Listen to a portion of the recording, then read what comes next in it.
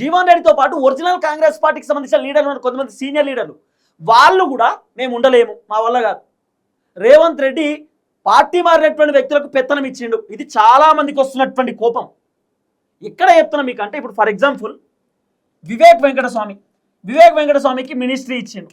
Vivek Venkataswamy BRS నుండి కాంగ్రెస్లోకి వచ్చినటువంటి వ్యక్తే కదా. తర్వాత బీజేపీ నుండి వివేక్ వెంకటస్వామి బీఆర్ఎస్, బీజేపీ, కాంగ్రెస్, ఆయన ఏ పార్టీ అంటే ఆ పార్టీ, ఏ పార్టీ అధికారంలోకి వస్తే ఆ పార్టీకి పోయే వ్యక్తి వివేక్ వెంకటస్వామి. పార్టీ మారినటువంటి వ్యక్తికి మినిస్ట్రీ ఇచ్చిండు రేవంత్ రెడ్డి. తర్వాత పొంగులేటి శ్రీనివాసరెడ్డి బీఆర్ఎస్ పార్టీలోకి వెళ్ళి కాంగ్రెస్ పార్టీలోకి వచ్చినటువంటి వ్యక్తి, ఆయనకు కీలకమైనటువంటి మంత్రి పదవి ఇచ్చిండు.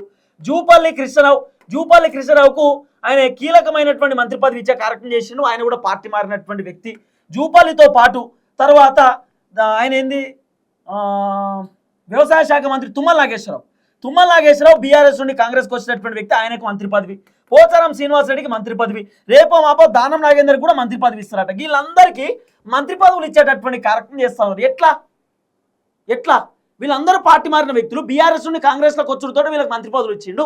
మేము కాంగ్రెస్లో పుట్టి పెరిగినాం, కాంగ్రెస్ సీనియర్ లీడర్లం, మేము కాంగ్రెస్ అధికారంలోకి రావడానికి కష్టపడ్డాం, కాంగ్రెస్ పార్టీ ఉనికిని కాపాడినాం, తెలంగాణలో కాంగ్రెస్ డ్యామేజ్ కాకుండా ఉంచినాం.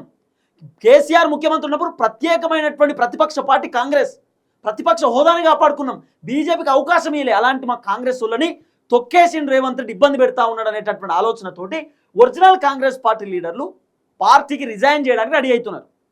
రిజైన్ చేస్తున్నటువంటి నేపథ్యంలో ఇప్పుడు కాంగ్రెస్ గవర్నమెంట్ అంటే రేవంత్ రెడ్డి ఈ 9 మంది ఎమ్మెల్యేలను కాంగ్రెస్లోకి వెళ్ళి ఎగ్జిట్ చేయడానికి రెడీ ఉన్నాడు అనేది వినబడుతున్న చర్చ. అంటే అఫీషియల్గా చెప్పబోతున్నట, మాకు ఆ ఎమ్మెల్యేలకు సంబంధం లేదు, మాకు ఏమాత్రం అవసరం లేదు, వాళ్ళు బీఆర్ఎస్తోనే కంటిన్యూ అవుతారు, బీఆర్ఎస్తోనే ఉంటున్నారు, కాంగ్రెస్కి సంబంధం లేదని ఓపెన్గా రేవంత్ రెడ్డి ప్రకటించబోతున్నట్టుగా వినబడుతున్న చర్చ.